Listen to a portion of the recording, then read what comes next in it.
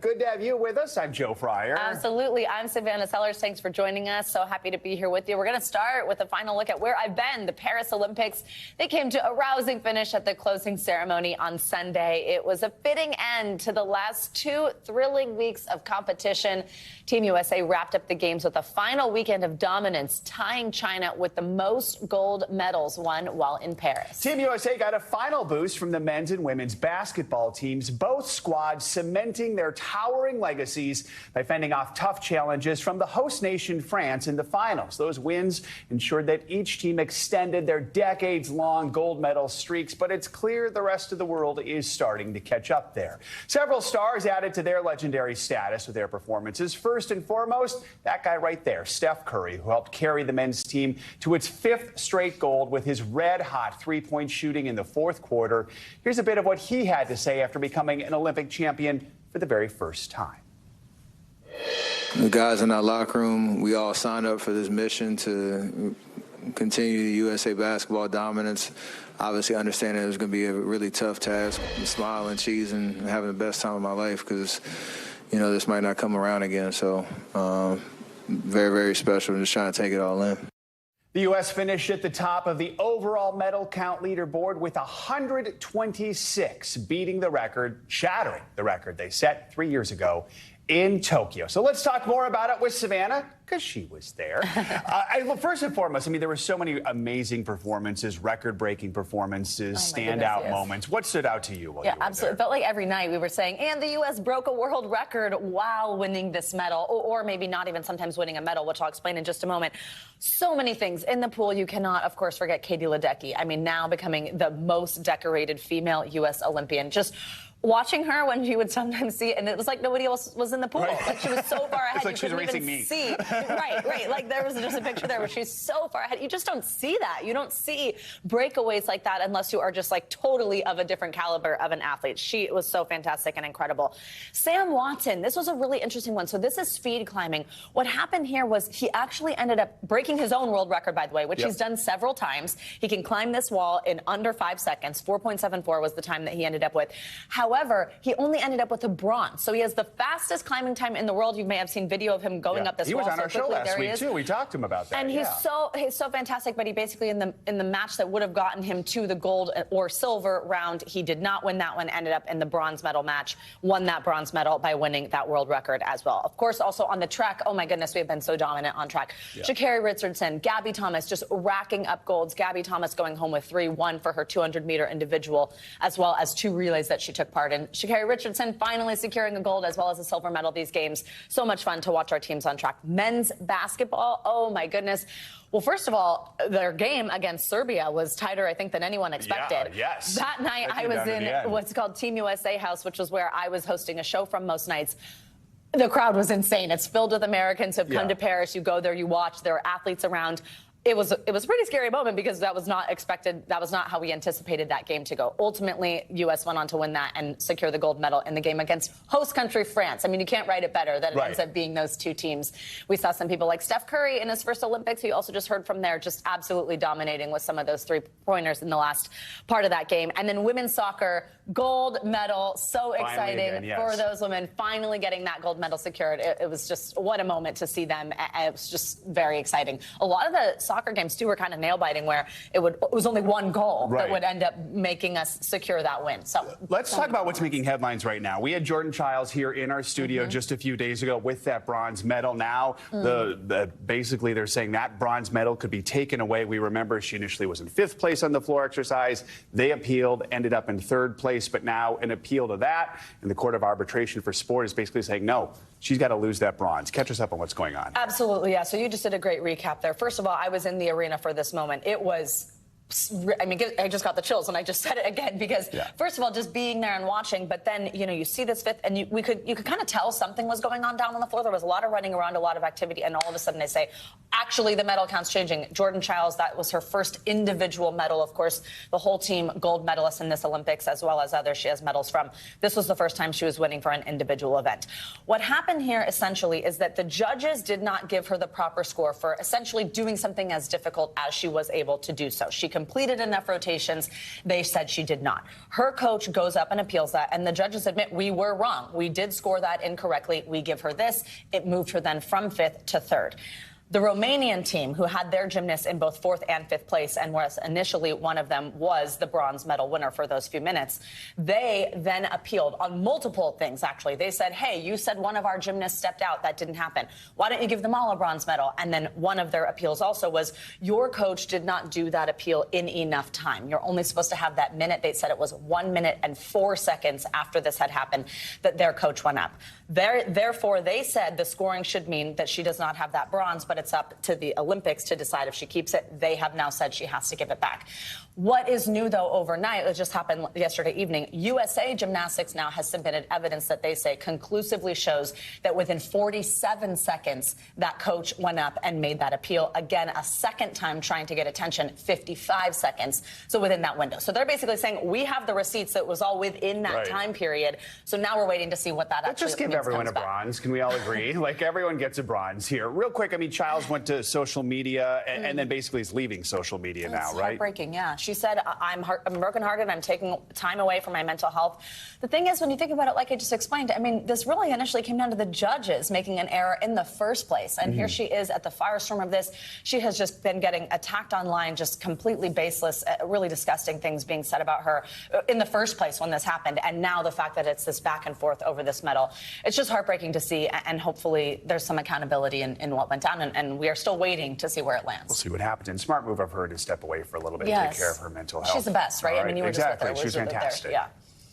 Let's move on to politics now. There we go. Let's take a turn. This morning, Vice President Kamala Harris, she's back in Washington after a cross-country campaign blitz with her running mate, Minnesota Governor Tim Walz. The Democratic duo is riding high after a week of battleground stops in Pennsylvania, Wisconsin, Michigan, Arizona, and Nevada, drawing crowds in the thousands. The campaign says a fundraiser Sunday in San Francisco brought in $12 million.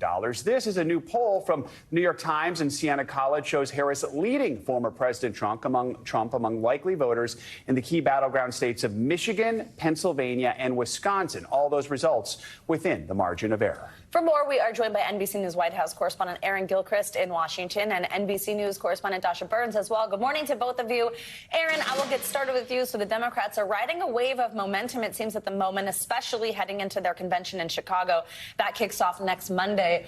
What are the plans for this week, and what can we expect at the DNC? Who will we be hearing from? Well, I think some of the headliners you're going to hear from, we've been able to confirm some of the people you might expect. We will hear from President Biden during the convention in Chicago next week. We'll also hear from former Presidents Obama and Clinton, as well as former Secretary of State Hillary Clinton. They'll all be speaking at the event. We obviously will also hear from the new running mate, Governor Tim Walz of Minnesota, and Vice President Harris will be the headliner likely at the end of the week, which is typically the case in these conventions. This is really an opportunity for the Democratic Party to show in a very physical way that it's rallied around this new ticket. Of course, President Biden dropped out of the race just a few weeks ago now, and since then, Vice President Harris has really been getting out there, trying to let the country get to know her. She's had a running mate with her all last week, as you noted, across those 5 states.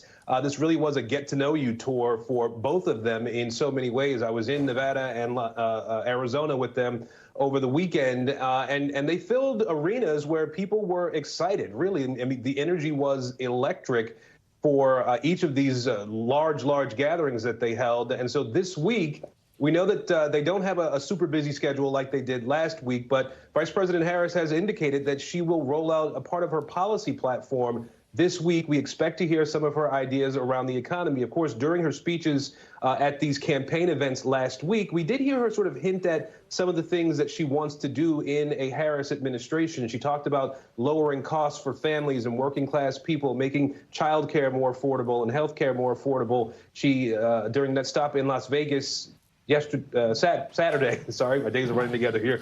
On Saturday, she talked a little bit about wages and wanting to increase the minimum wage for workers. And she talked about an idea of eliminating taxes on tips as well. And we expect that over this week and into the convention next week, we'll hear a lot more about that. Aaron, let's pick it up from right there. As you mentioned, over the weekend, she talked about this proposal to eliminate taxes on tips for service workers. Let's play a little bit of what she said. We'll talk about it on the other side. When I am president, we will continue our fight for working families of America, including to raise the minimum wage and eliminate taxes on tips for service and hospitality workers.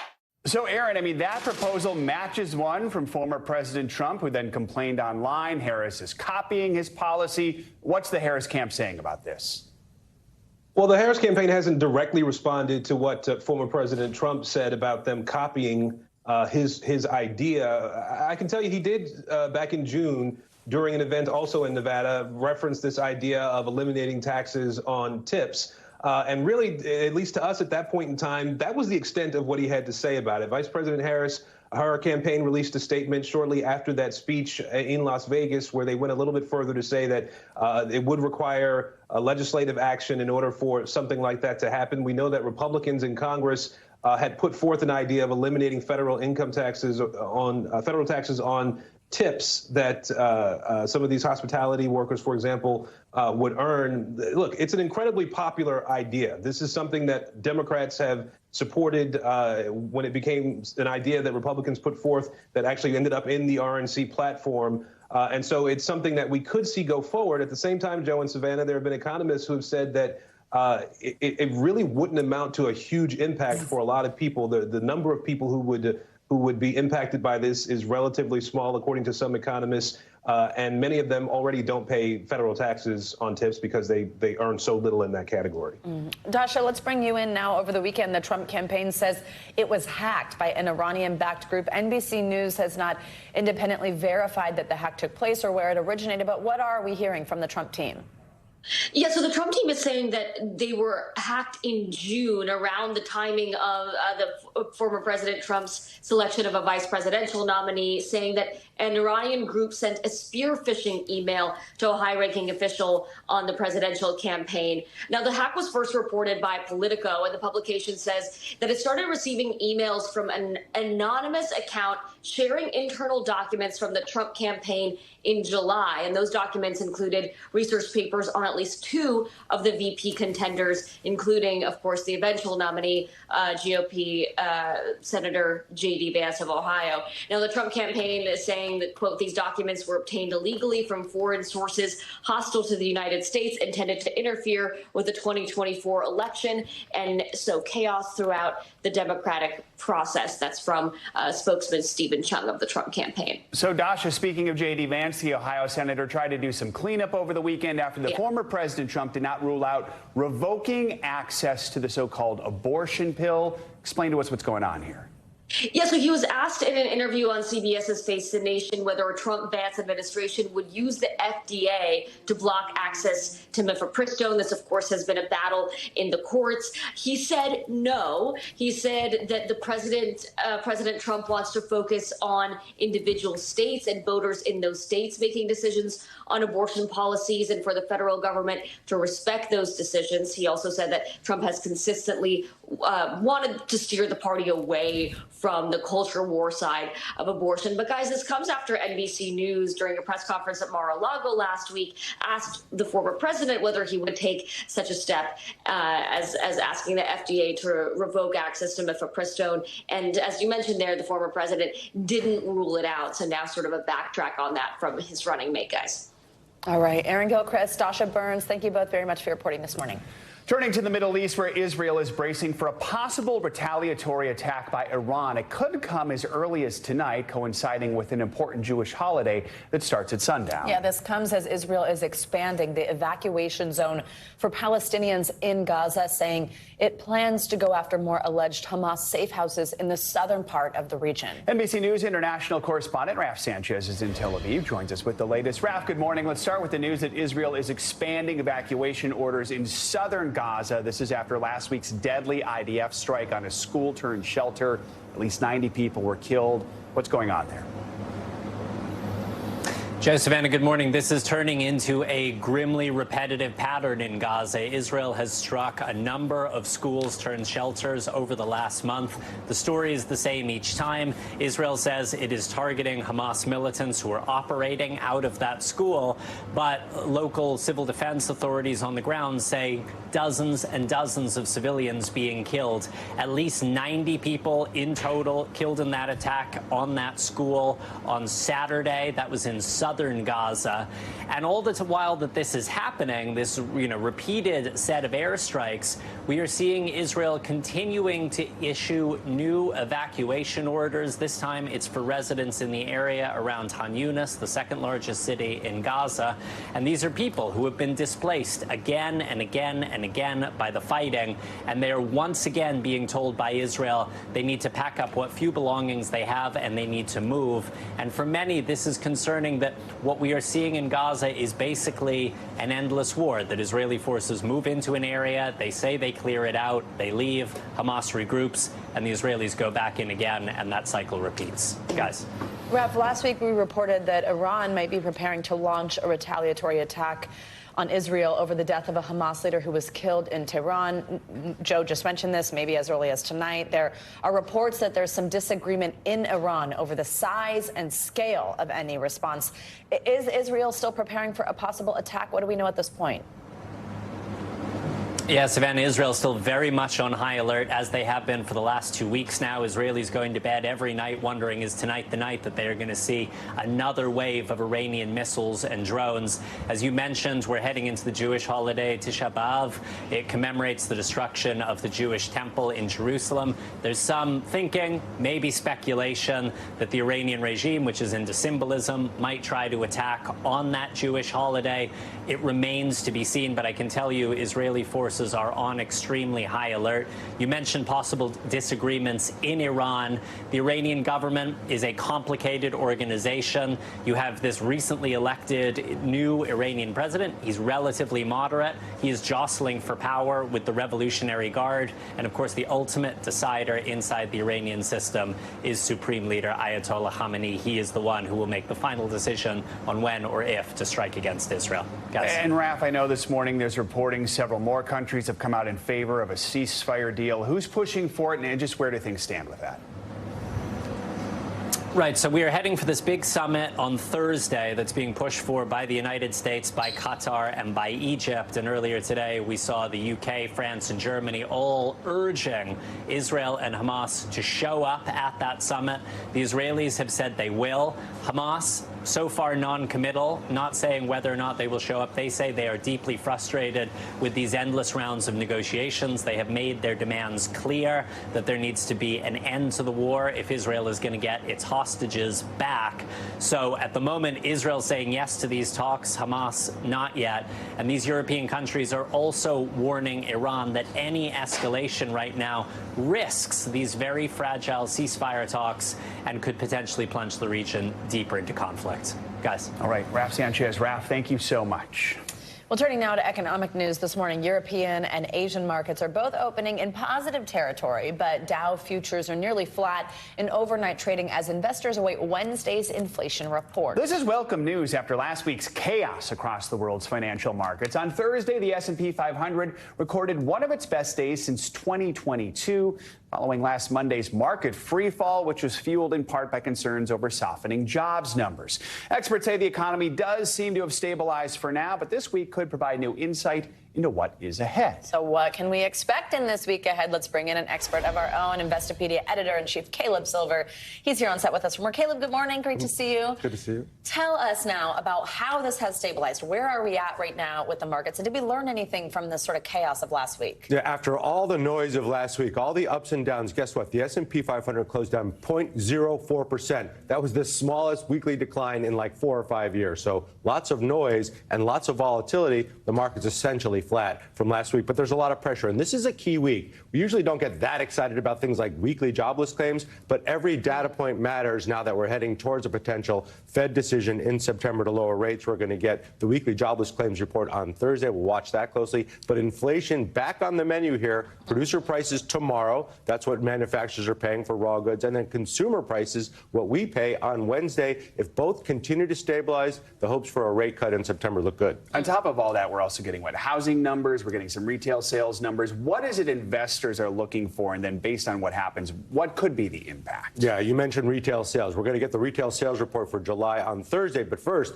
Walmart's going to report quarterly results. Home Depot is going to report quarterly results. Lowe's. If you want to know how we as consumers are doing, ask those retailers, because that's where we spend a lot of our money, especially around the housing market. As that starts to open up, Lowe's and Home Depot are going to give us some clues about that. Spending has to hold up, and it definitely has to hold up with a higher income part of the population, because that translates to more GDP. So we're going to be watching those retail sales numbers, but listening to these reports from these retailers. And do we have clarity? Does it look like we're going to get that Fed rate cut in 37 days, 6 hours, and 52 minutes, or not? And if not, you're going to see much more churning in the stock market for the next few weeks. So for people who are like, okay, I'm hearing all this stuff, maybe my mortgage rate's going to go down, maybe I can finally buy a house, are we going to get that cut? Are we only going to find out about that in September? Is there any chance, based on how any of these numbers look, that we hear anything earlier? What do you expect it to do, and what does it mean then for the average person? Yeah, let's talk about the mortgage rate. That's already started to slip, and that really follows the yield on the 10-year U.S. Treasury. That has been falling, and as that falls, mortgage rates anticipate that. You're seeing that happen. The 30-year now 6.4% and going lower. Housing prices, too, cooling a little bit. Just anecdotally, I see a lot of homes for sale, a lot of people ready to either sell their home and buy something else, or people try to get into that first home. That's good. For stock market investors, and that's a lot of us, through our 401ks, passively or actively, there's going to be a lot of noise and volatility, but the stock market is up some 12% so far this year. It's been a pretty good year so far. We may see some softness. This is volatility in the summer like we never used to get. We're getting it now, and every data point matters, especially this week and going into next. I made the mistake of looking at my 401k when things were down last week. I was just curious. Look again today. It's a little bit better. There we go. Thank you. Yeah. I'm sorry for that. I know. Kayla, thanks. Good to have you. Tropical storm Debbie, the storm that certainly overstayed its welcome last week, continued to impact the East Coast over the weekend. Some neighborhoods in Georgia and North Carolina are still cut off from main roads because of flooding, and the cleanup's just beginning after the record rainfall. Now, a new tropical system is developing in the Atlantic, with Puerto Rico right in its projected path. For more details on tracking that new storm and more, let's get your Morning News Now forecast. And this morning, we are joined by NBC Connecticut's chief meteorologist, Ryan Hanrahan. Ryan, good morning. Good to have you with us. Good morning, Savannah. Good morning, Joe. And yeah, we've got a new tropical system out there in the Atlantic. This one is expected to become a hurricane over the next couple days. So here it is right now. It's over the Atlantic. It's about 650 miles to the east-southeast of the Leeward Islands. It's moving toward the Caribbean, and it is going to strengthen. If it gets a name, and we think it will, it's going to be Tropical Storm Ernesto. A tropical storm watch has just been issued for Puerto Rico. The storm is expected to strengthen into a hurricane by the time it moves north of Puerto Rico sometime on Wednesday. And then it looks like it becomes a fairly formidable hurricane out in the open Atlantic. The good news is most of our computer models keep the storm away from the lower 48, so it sort of curves out to sea well to the east. As you mentioned, Debbie did overstay its welcome, and we still have flooding issues because of Debbie from the Carolinas all the way down to Georgia and Florida. All these little dots you see here, those are rivers that are out of their banks. River flood warnings continue across a good chunk of the mid-Atlantic and down through the southeast. The other weather story is the heat, especially down south. We've got 18 million people impacted by heat advisories from Oklahoma City to Houston, and then across portions of Florida from Miami up toward Jacksonville. And the heat is going to be tough to take over the coming days. Check out the numbers for today. Houston, 97. The heat index, so that feels like temperature, 109.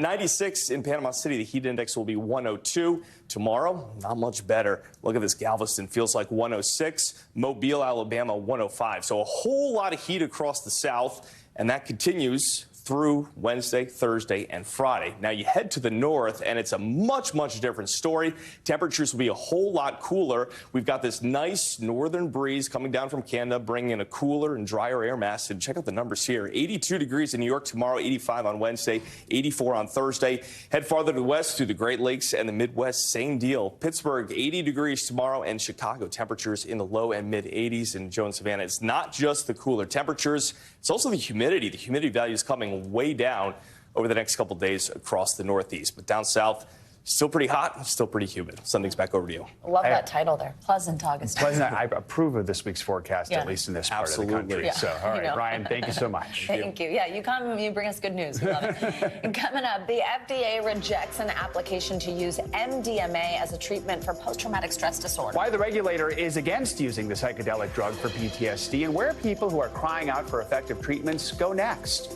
That's coming up.